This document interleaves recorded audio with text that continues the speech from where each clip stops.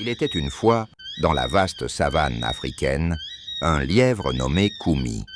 Connu pour sa ruse, il décida un jour de rendre visite à son beau-père. Pour ce voyage, il invita son ami, l'Angoulévent Saba. « Mon cher Saba, viens avec moi rendre visite à mon beau-père », lui demanda-t-il.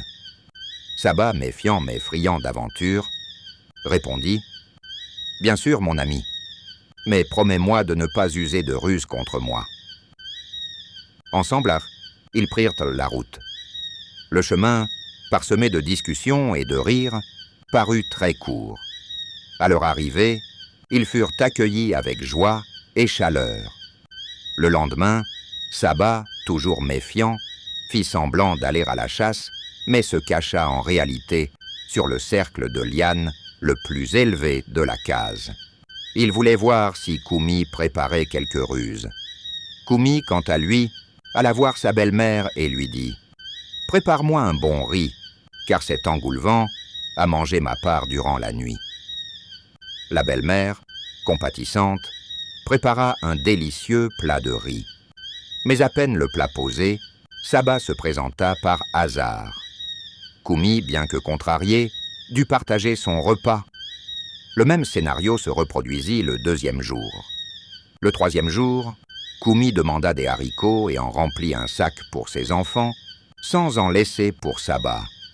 Quand Saba revint, Koumi lui dit simplement « Ami, il est temps de rentrer chez nous. » Et ils prirent le chemin du retour. Saba, vexé, cherchait une opportunité de se venger. À un moment donné, Koumi se retrouva coincé dans des broussailles.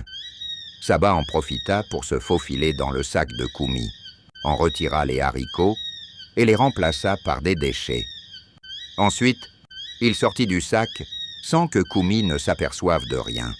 « Rira bien qui rira le dernier », pensa Saba.